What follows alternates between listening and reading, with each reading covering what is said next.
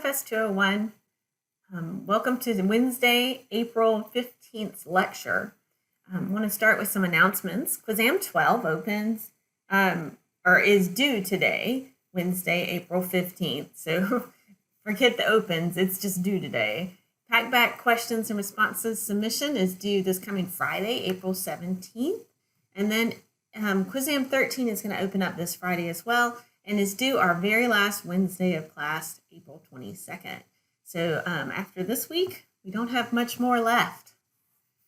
Just a reminder that after today, we'll just have Quizam 13 left. And after Friday, there'll just be one more packback submission. So there's 2 more of those left for you guys to get to. And then the last thing on the list is the final exam. That opens the last Friday of class, and then we'll close April 29th. So keep that in mind. So just that standard information about the final exam. Please be sure to attempt this early. Don't wait to the last minute. And we want to make sure if there's any technical difficulties, we take care of those and we get it done as best we can Wednesday, April 29th, or by Wednesday, April 29th. If you have extenuating circumstances and you just don't think this time frame is going to work for you, please reach out and contact me. I know that everybody is dealing with a new normal and has a new schedule. If you have technical challenges that make getting an exam like this done, please let me know. I'm happy to work with you. I can't do it after the fact, though. So you have to let me know ahead of time if you have circumstances like you don't have internet at home, or it's just extremely spotty. If it's something like that, let me know. We'll get it fixed and situated so that that will not be a disadvantage for you. But it has to be done prior to the beginning of the exam. So it has to be taken care of before April 24th. Okay, so reach out. Today, we're going to be talking about calories. I'm sure you've heard of them. So what we're going to be talking about is how to measure them and how do we get them. So a calorie, in its most basic definition, is a thermodynamic unit of measurement of energy. So does that mean that all calories are created exactly equally? How do we measure a calorie? Well, that should be our next question after we get the definition of it, right? So a calorie is the amount of energy that is needed to raise the temperature of 1 gram of water 1 degree C. And this is a calorimeter that you could build at home, in fact. Very, very simple. You need some kind of insulating material. That's our styrofoam cup, right? Some kind of stir. The water is going to be inside the cup, and this thermometer is going to measure the amount of increase in temperature of that water. We've got styrofoam cover here at the top. So what do we do with this coffee cup calorimeter? Well, it's very similar to a bomb calorimeter. And this is what's traditionally been used to measure the amount of caloric energy in a food sample, or anything for that matter. You could quantitate anything, the burning of wood, which would be of no caloric value to us since we cannot digest cellulose, but you could still quantify that as a calorie in a bomb calorimeter. So this is set up very much like that styrofoam cup bomb calorimeter before. We have our insulated container filled with water, a stir. We want to make sure that the heat that's coming from burning our particular substance that we're interested in is evenly dispersed in the water so that we get an equilibrium temperature, right? Because we know the weight of the water, which is key because the amount of energy it takes to raise 1 gram of water 1 degree C is what we're measuring, right? So we know the weight of our water here. We have the stir to make sure that that water stays at an equalized temperature. And then we have the thermometer, of course, to measure the temperature. Inside of this water chamber, we have another little chamber that is going to have our sample in it. So our sample is here. We've got some ignition wires that go in so that we can actually start the burning process, start the fire burning, and we're feeding that fire oxygen to make sure that it is burning correctly. So this is what we call our bomb here in the center, inside of the calorimeter. Okay, so as this sample burns, it will give off heat, which heats the water, which the stir evenly distributes the heat, and then we measure the temperature with the thermometer. So the amount of heat that's needed to increase the temperature of 1 gram of water 1 degree C is going to be 1 calorie. Okay. So this was developed in the late 1800s, and it is still in use today, this basic principle. Of course, we've gotten a little bit more high-tech with our measurement devices, but it definitely is the same basic principle today. So how do we take this bomb calorimeter and get to this nutrition facts panel? It's kind of crazy, right? Do we have to have every single food that we manufacture? If you go to the grocery store and you look at all of the different food products on the shelf, did they all go into a bomb calorimeter to get this nutrition facts panel? How do we get this panel? All right, how is it related? So food calories that are listed on the package are actually going to be kilocalories. So calorie with a capital C, like we see here on the container, calories with a capital C equal kilocalories in SI units, all right? And so the only difference here is that we're talking about raising the temperature of a kilogram of water, 1,000 grams of water, 1 degree C, okay? So that's our difference. When you see that capital C, it really means kilocalories. And this is a measure of the metabolizable energy in food.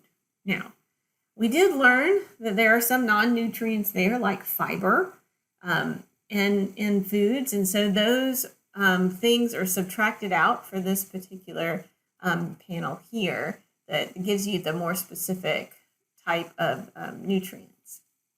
So does that mean that every food has to go through the bomb calorimeter? Nope. You don't have to have a bomb calorimeter to get a label.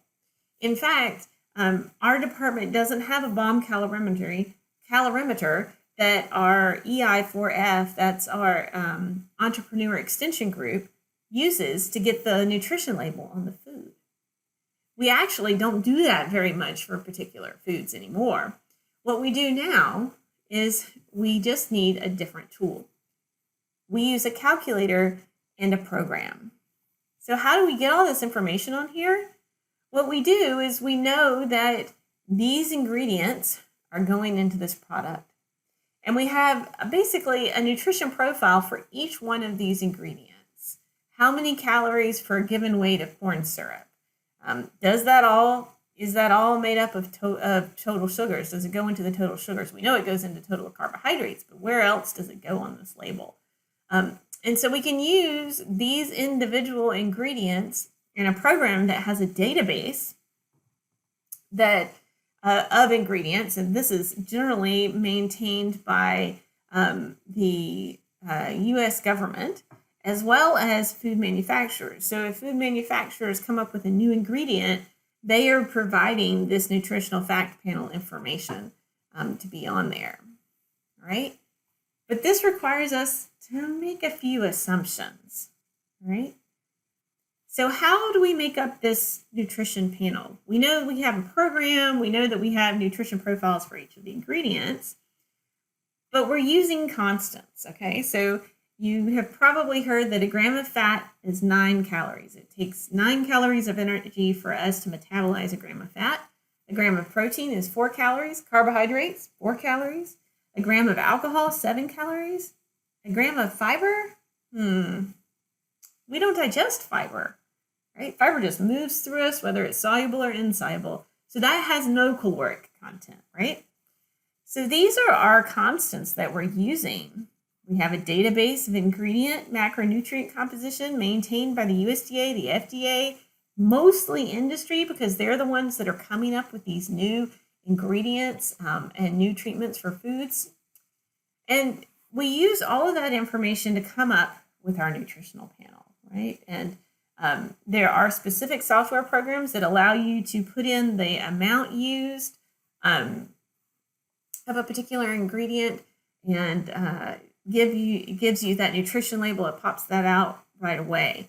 The FDA does go out and periodically survey products for these nutrition labels. So all across the country, they have different offices around. The FDA does at state levels.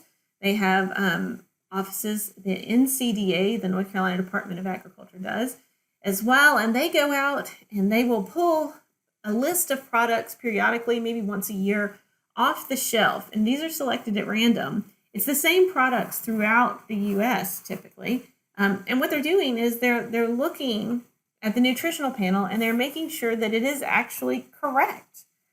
So they look at the ingredients and the formulations and they make sure that these constants are being used correctly, that the laws that go into making up that nutrition panel are being implemented correctly. So it is a periodic check. Not every product in the grocery store is checked, or every product that's available to consumers. So there are some checks to make sure the law is being followed. But food nutrition panels are only estimates. And is that only because they're determined mathematically? Not really.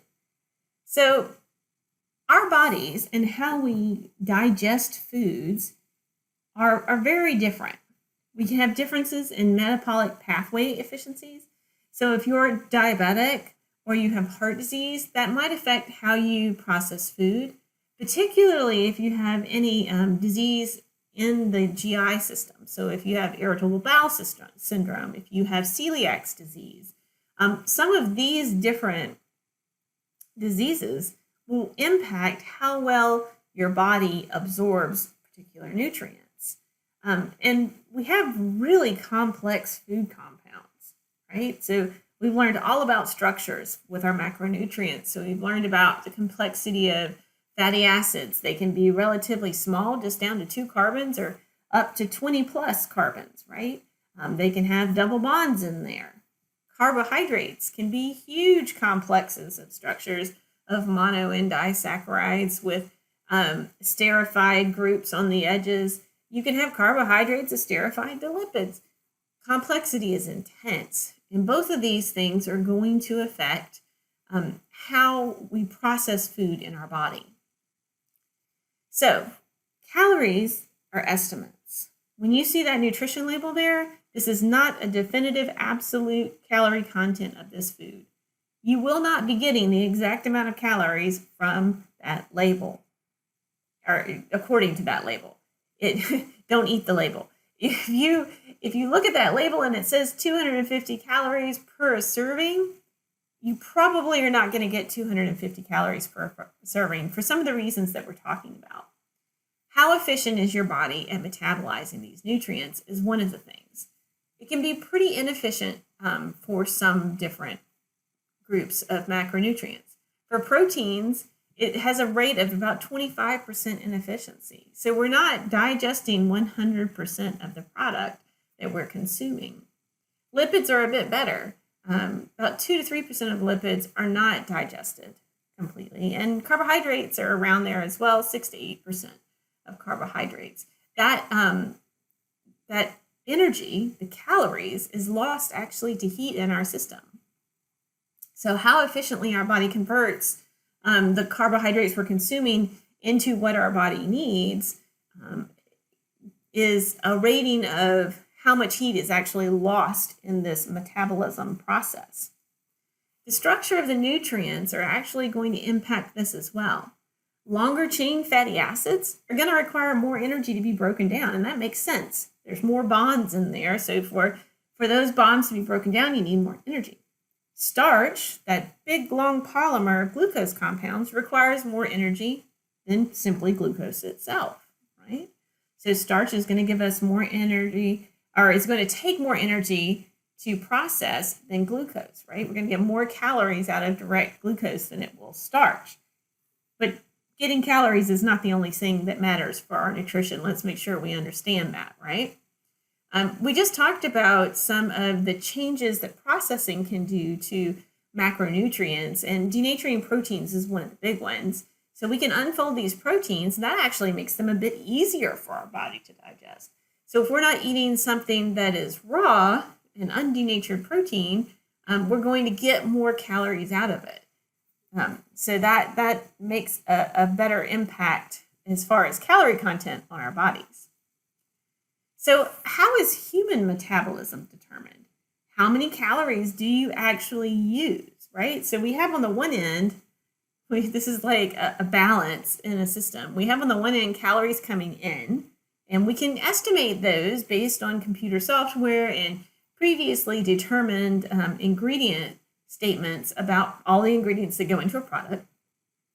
But how much is our body actually using? How much caloric burn are we using just sitting in a chair, working on a computer, recording a lecture, listening to a lecture, running 3 miles? How much are we actually using, and how do you determine that? So this video I want us to watch really quickly is a video of a room calorimeter, right? And this is how we determine how many calories we are using. So let's tune into this really quick. Hi everyone, and thanks for joining me on drsue.ca. Well, it may look to you like I'm sitting in a regular office right now, but I'm actually not. I've got quite a surprise for you today. I'm actually at the University of Copenhagen in Denmark, where I did a research sabbatical last year. I came back for a week, and I'm sitting inside of what's called a respiration chamber. This is a very special place where we're able to measure energy expenditure over a 24-hour period, meaning that we can by having a patient come into this chamber, which is actually more like a little apartment, and I'll show you around in just a second, we can actually measure how many calories are burned over a 24-hour period and get an excellent measurement of metabolism. And over and above that, we can actually look at, by examining the air coming into the chamber and the air leaving the chamber, as well as nitrogen excretion in the urine, we can actually determine how many of those calories were burned from carbohydrate metabolism versus protein metabolism versus fat metabolism. Let me show you around. So this is a place where our patients will stay for a 24-hour period. I hope nobody gets motion sick by moving my computer around a little bit. But here we have a nice desk where there's internet access. There's a sort of a Murphy bed that folds out here from the wall. There's a TV, and then we have the toilet facilities in the corner here, and a little sink where people can wash up. This metal contraption here is actually for taking blood tests, so patients can put their arms into a sealed chamber, and then somebody sits on the outside and takes blood work.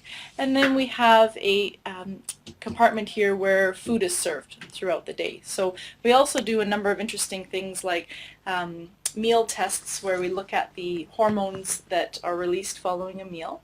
And in the study that I spent a lot of time working on last year and that I continue working on now is actually a study looking at gastric bypass patients and how their energy expenditure changes between before and after bypass surgery compared to patients who are losing weight with a low-calorie diet. So it's very exciting stuff, and I'm sure happy to be back here for a week catching up with everybody, and I thought I'd share it with you.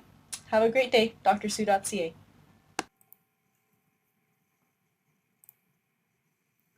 All right, so that's a room calorimeter. Really cool that we can measure everything that goes into our bodies and everything that goes out. Like she said, you can take this information and look at products that are excreted in urine and feces, as well as gases that are that come out when you're breathing and exhaling. Within this chamber, it is sealed, and they have special filters in it. And by looking at all these different things, we can see what our body is metabolizing the most. And this can get back as far as what we're metabolizing the most of: proteins, carbohydrates, lipids. This can get back to different disease states and how our metabolism is affected by those diseases, and what we can do to maybe shift them around and change them in order to treat the disease. So they do actually have some new technology that measures your metabolism at the table. So this is something that is developing so that it is more real time, and you don't have to have one of these expensive chambers, but that is still under development and coming along. So we have metabolic pathway differences, meaning that disease states can affect these pathways. Different types of processes to metabolize the different types of nutrients. Some of them may not be very effective. You lose a lot of energy to heat, and that's like in the protein metabolism. As you get more complexity in food compounds, the amount of energy needed to metabolize those compounds goes up. So longer chain fatty acids, longer chains of monosaccharides, so starches, and bigger proteins that are in their native structure are definitely requiring more calories to metabolize. How about how you chew?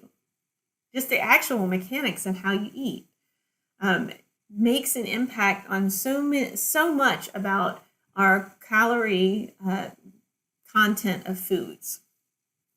So how we chew affects digestion. The consumption of your food starts in your mouth, not in your belly, right? So masticatory efficiency, and mastication is the word that we use for chewing. So how efficient are we at chewing our food has a large impact on how much calorie content we can get out of it, how efficient the metabolism process is once we get past the oral cavity or the mouth, all right? So masticatory efficiency is important. Now think about this from a beginning of life to end of life process. When we start out as infants, we don't have teeth, and so we're consuming a liquid diet. Then we move on to things like pureed foods, right? And these foods deliver a lot of nutrition without as much digestion needed because they have a lot of surface area already, right? Now, when we start getting teeth and we start chewing, the amount of chewing and the ability to take particles of food or bites of food from quite large to very small is masticatory efficiency. As we age and we become older, sometimes our dentition changes. For example, some patients have no teeth of their own and they just have dentures. This can have a huge effect on the efficiency of mastication and thereby the amount of caloric content and nutrients we're getting out of our food. So how efficient we are at chewing something makes a difference.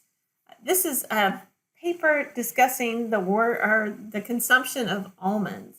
And so what they were doing is looking at food processing, so how this food was processed or how it is chewed, and looking at the structure that is going in the mouth at that point, and then how that impacts the metabolizable energy. So what is the calorie content we're getting out of these almonds?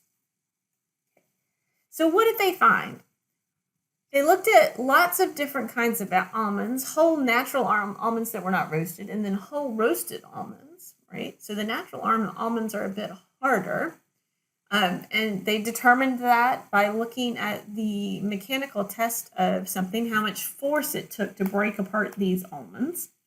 And they also determined the particle size of those almonds. So once they crushed these almonds a couple of times mechanically, they looked at the amount of force that it took to do that. They then looked at how much those almonds were broken down. And you can see for whole natural almonds, we have some very large pieces that dominate, a few tiny ones, but mostly these are very large pieces. For roasted almonds, this crushing was able to get many more pieces down to a tiny size. We still have some larger pieces there, but there's a much larger portion of this that is very small particles. And so what we found, or what this paper found, is that harder almonds yielded less calories, partly because this particle size is very large. So your stomach has to take something this size and break it down completely. It's much difficult, requires much more work to get this broken down in the same way from start to finish as this. This takes much less processes to get broken down because it's already small. So you have a larger surface to volume ratio. And so this can be broken down much more efficiently by our body than these large pieces. Okay, so harder almonds are going to yield less calories. Now that's part of the particle size too, right? The other thing they looked at is not only natural almonds and roasted almonds whole, but also almond butter. So these are almonds that have been ground down to a paste. So this is probably the highest surface to volume ratio that you could get, right? This almond butter yielded the most calories compared to any other treatment they had.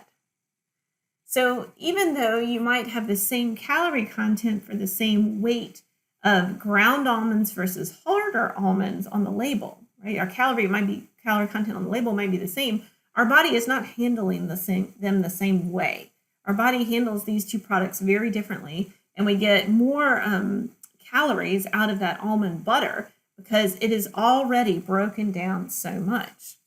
So the more you chew something, the more calorie or energy you're going to get out of it.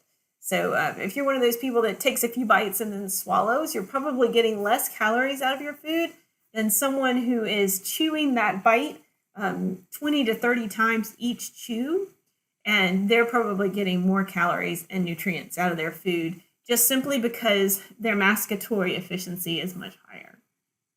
So chew your food slowly, just like your mother used to tell you. So how do you know when you're finished with your meal, right? So we've been chewing our food, we've been swallowing, eating. How do you know when you're done? Is meal consumption all about calories? When do you feel satiated? When do you stop eating? If it was all about calories, we could take a soft drink and give you the same amount of calories in that soft drink as in a meal that you had to do a lot of chewing in, and you would feel satiated at the end the same way, right?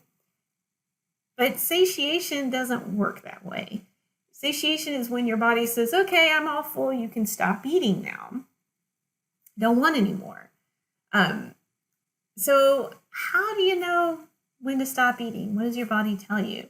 So there's been lots of work in this area as well. The effects of oral processing behavior, so how our chewing mechanisms are working, how our jaw moves, how efficient we are at mastication, how that behavior affects the amount of food we're consuming and how satiated we feel. So this is a big part of it.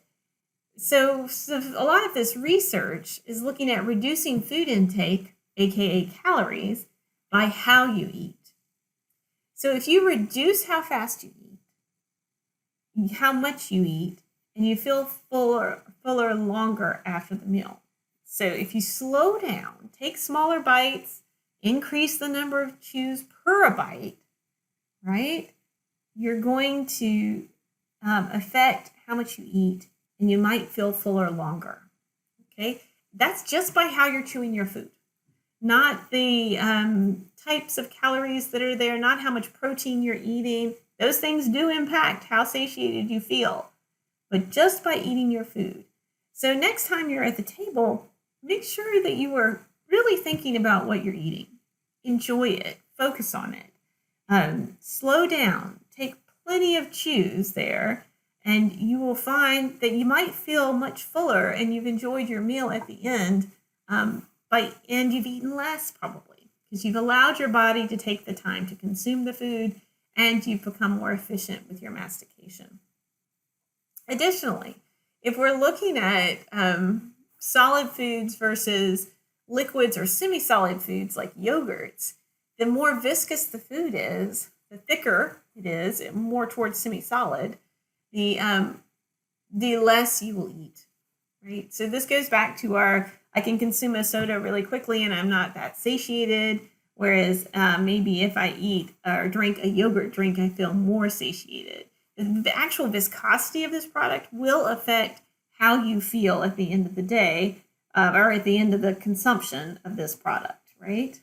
So not only does the macronutrients do the macronutrients impact what you eat and how you feel about it, how full you feel for how long, the texture and your oral processing efficiency is going to be really important there as well too.